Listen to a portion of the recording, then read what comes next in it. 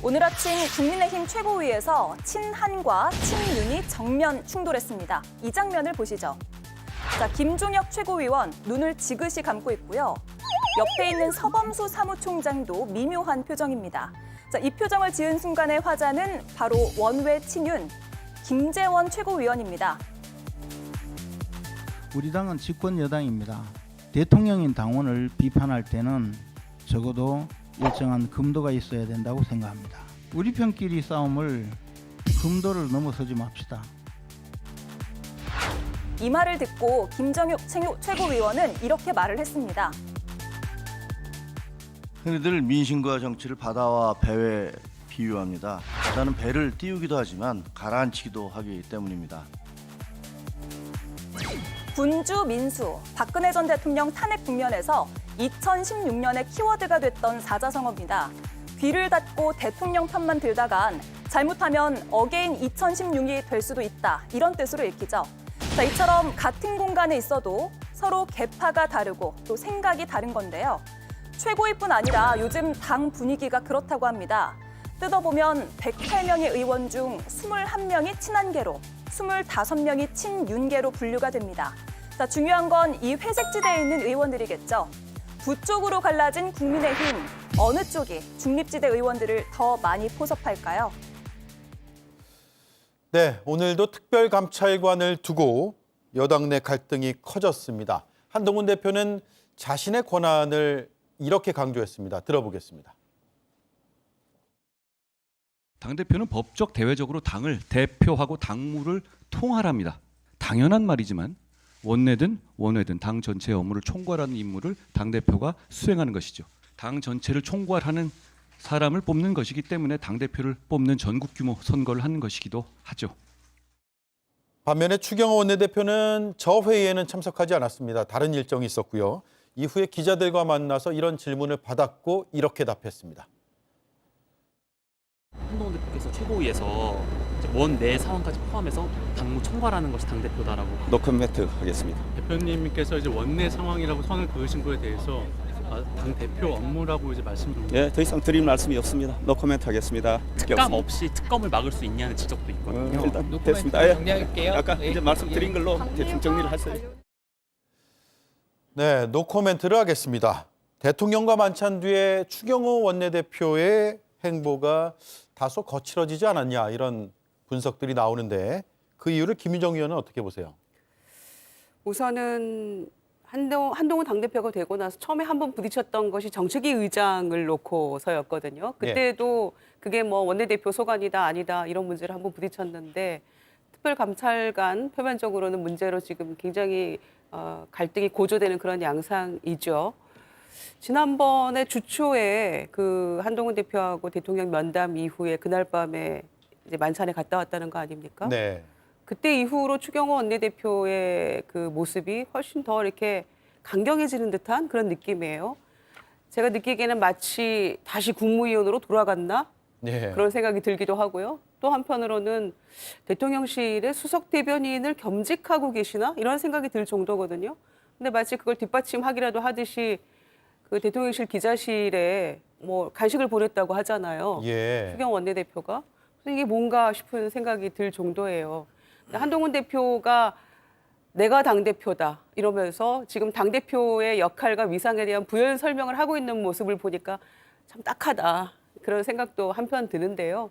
그 주초의 면담에서 한동훈 대표가 홀대를 넘어서 천대를 받고 왔던 모습을 우리는 기억하고 있죠. 그리고 그날 저녁에 저는 그 추경호 원내대표를 부른 대통령도 그리고 그걸 말리지 못한 정진석 비서실장도 그렇다라고 그 자리에 간 추경호 원내대표도 저는 모두가 잘못된 그 상황이었다고 보거든요. 예. 그래서 이거는 도대체 무엇을 위한 것이냐. 이거 완전히 그 당정에 서로 팀킬을 하기 위한 게 아니라면은 어떻게 이런 식으로 대표에 대해서 하고 그다음에 이후에 갈등을 이런 식으로 고조시킬 수 있을 것인가. 참 딱하다는 생각 들고 이런 상황에 놓여 있는 우리 국민도 참 불행하다는 생각이 드는데요. 추경호 원내대표가 그날 밤에 뭔가 미션을 받지 않고서 이렇게 강경한 모습을 추가적으로 보일 수 있을까요? 그런 생각이 듭니다. 그날 네. 뭔가 얘기가 있었다라는 생각이 드네요. 예, 정광재 의원님. 예. 지금 국민의 요구는 다수가 특검 도입을 바라는 거 아니겠습니까? 그런데 특검을 놓고 부딪힌다면 저는 이해가 되는데 특별 감찰관 도입 그 방법을 놓고 이렇게 양쪽이 부딪히는 건 국민의 민심과 맞을까요? 어떻습니까? 저도 특검과 관련해서 민주당이 뭐 위헌적이고 약간 무도한 특검 법안을 만들어 놨기 때문에 우리 당 전체가 이것을 막아야 한다는 공감대에는 뭐 전혀 다른 이견을 제시하는 사람들이 없는 것으로 알고 있습니다. 그리고 지금 앵커께서 말씀하신 것처럼 특별감찰관이라는 제도는요, 우리가 새로 만들자는 게 아니잖아요. 예. 2014년에 이제 박근혜 정부 시절부터 특별감찰관 제도가 만들어졌고 이것이 탄생하게 된 배경이 있습니다. 이 대통령제 국가에서 대통령 본인의 비위 문제보다는 대통령과 가까운 측근들이 대통령의 권한을 이제 호가호위하는 방식으로 부정부패에 휘말리는 경우가 많았기 때문에 이것을 막자는 제도적인 장치를 마련한 것이고 네. 지금 문제의 본질은 김건희 여사와 관련한 리스크가 상존한다는 것이잖아요. 이 상존하는 리스크를 어떻게 풀어야 하는가. 지난번 면담에서 한동훈 대표가 방법들을 구체적으로 제안했는데 사실상 거부가 됐으니까 그러면 기존에 갖고 있던 제도를 활용해서라도 이 부분을 좀 해소하자는 게 본질인 것 같아요. 그래서 특검에 이렇게 지나치게 민감하게 반응하는 대통령실이나 아니면 당내 일부 친윤 인사들의 생각을 저는 뭐 논리적으로는 좀 이해하기가 어려운 측면이 있다고 생각합니다. 네. 이 특감이 최선은 아니겠지만 그래도 이미 갖고 있는 제도고 그것을 활용해서 적어도 일정 부분에 도움이 된다면 차선으로라도 도입할 수 있는 문제라고 생각합니다. 네. 어젯밤 국민의힘 의원들의 단체 텔레그램방 내용이 공개가 됐어요. 친한계 의원을 중심으로 해서 특별감찰관 도입을 주장을 하면서 원내대표를 향한 불만을 쏟아냈는데 그 내용을 안 보고 있었는지 배현진 의원이 추경호 원내대표님 의원 단톡방 안 보십니까? 이렇게 마치 저 텍스트 문구만 보면 굉장히 강한 어조로 요구하는 듯한 모습도 보였습니다. 김용남 의원님, 저 정도면 보통 저런 대화까지는 안 나누지 않아요? 그렇죠. 원내대표는 사실은 의원들이 모여서 뽑은 그 대표기 때문에 뭐 당대표의 이인자임이 분명하고 그리고 예. 보통 자기 당의 원내대표에 대해서는 최대한 존중을 하죠. 근데 거의 따지듯이 지금 묻고 있잖아요. 네. 그러다 보니까 이른바 특별감찰관 임명을 놓고 뭐 그 전 단계로 국회 추천 문제를 놓고 친한과 친윤 사이에 전선은 분명히 형성되어 있다. 저런 모습을 볼 때 그렇게 생각이 되는데요.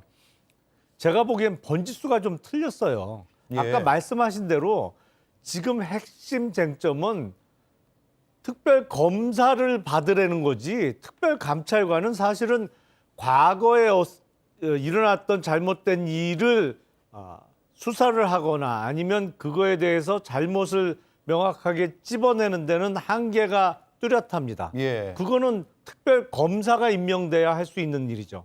다만 특별감찰관은 앞으로 있을지 모르는 어떤 잘못된 행동 내지는 대통령실에서 일어날 수 있는 비위에 대해서 이른바 견제 내지는 경고를 하는 역할이지 과거의 일을 수사하거나 되짚어보는 역할은 아니거든요. 근데 지금 국민들은 특검에 관심이 많은데 예. 다소 좀 엉뚱하게 특별감찰관 얘기로 국민의힘 당내에서 저렇게 전선이 형성된 거를 보면 국민들이 보시기에 왜 저러나 싶으실 것 같아요. 예.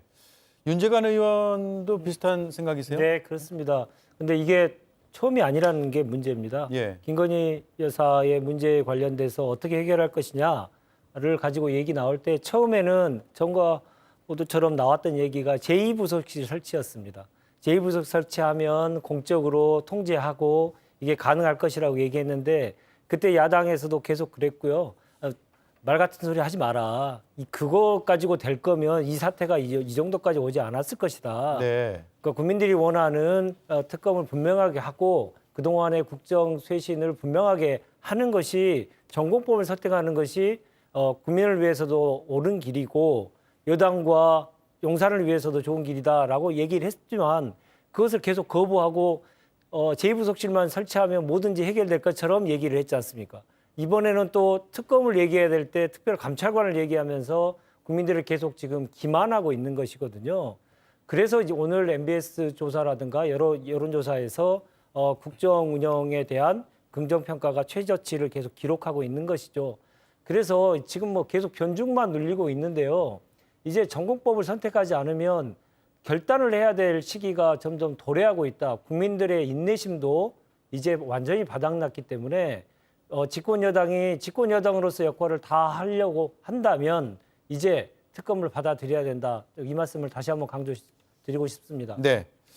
특검은 이제 과거의 잘못이나 의혹이 있다면 그걸 좀 철저하게 규명하는 쪽에 초점이 맞춰져 있는 것이고 많은 이제 시민들이 그 부분에 대해서 관심이 많고 일종의 문제 제기를 하시니까요. 그리고 특별감찰관은 앞으로 일어날 수도 있는 일에 대한 예방 차원에서의 제도이기 때문에 그런 차이가 있다는 점을 말씀을 드립니다. 물론 여당 내에서 이제 특별감찰관의 이 논쟁에서 특검으로 더 나아갈 수도 있는 것이고 뭐 정치는 어떻게 바뀔지 모르니까요. 저희가 이 특검과 관련해서는 정말 안 합니까? 뭐 일부 그 친한계 의원조차도 특검의 특자도 얘기하지 않는 게 좋겠다. 네. 그것이 지금으로서는 올바른 방향이라고 보고 대응하고 있는 거고요.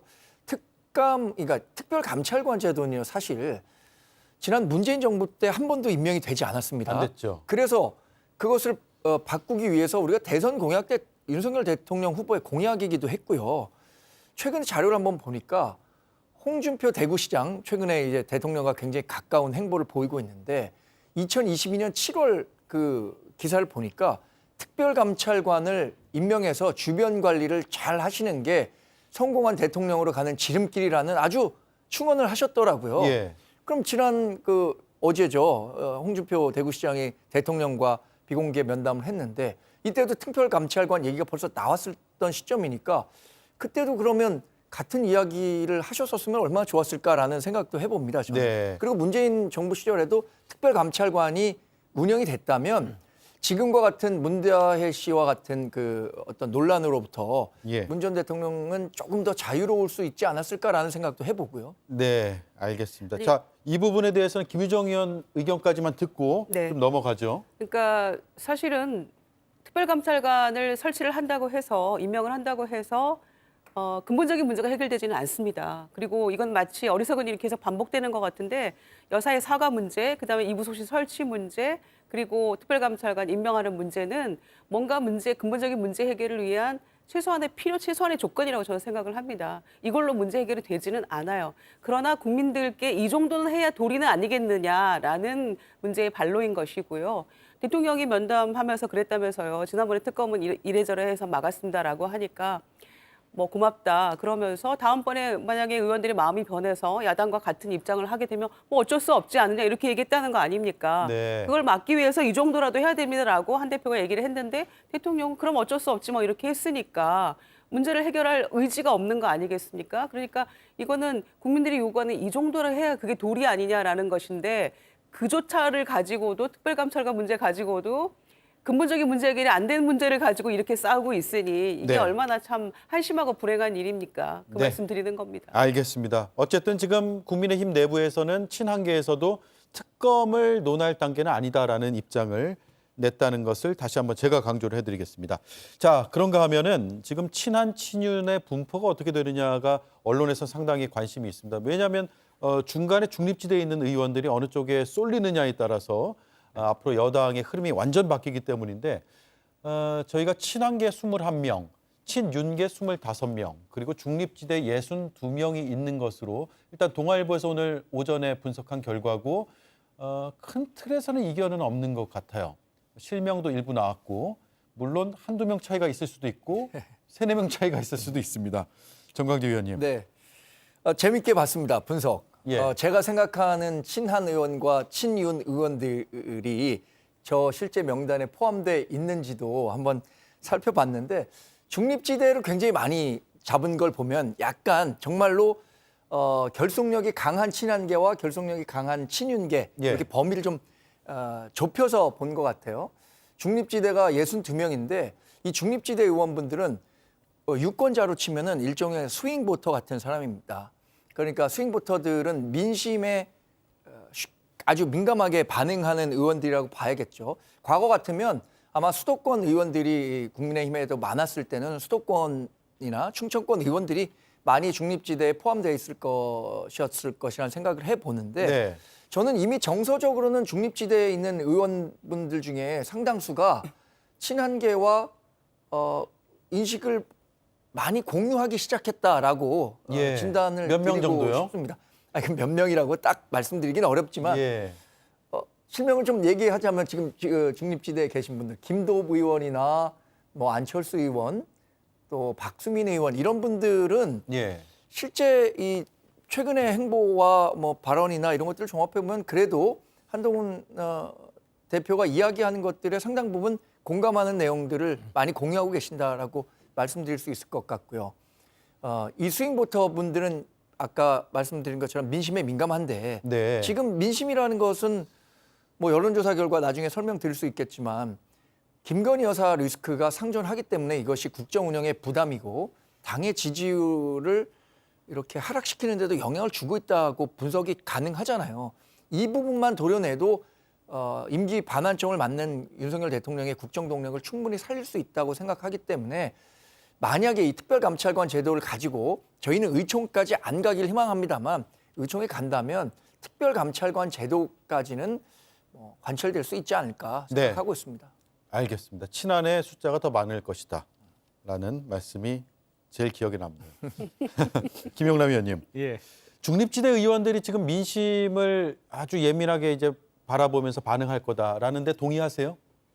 글쎄 저는 뭐 전적으로 동의하기는 좀 어려운 측면이 있습니다. 현역 의원들은 아무래도 자신의 어떤 입장 내지는 정치적 이해관계를 놓고 방향을 결정하는 경우가 많거든요. 근데 지금 친한계 의원으로 분류된 사람들이나 아니면 중립지대에 있는 의원들이 과연 명시적으로 대통령의 어떠한 지시 내지는 뭐 방향 설정과 반대되는 입장을 공개적으로 밝힐 수 있느냐, 그런 상황이 오면 저는 몇 명 없을 거라고 생각을 해요. 네. 근데 이게 본인의 표가 드러나지 않는 무기명 투표를 할 때는 달리 결과가 나올 수 있을지 모르겠습니다만 특별감찰관 국회 추천 문제만 해도 이게 무기명 투표를 결정할 일은 아니거든요. 네. 추경호 원내대표의 말에 의하면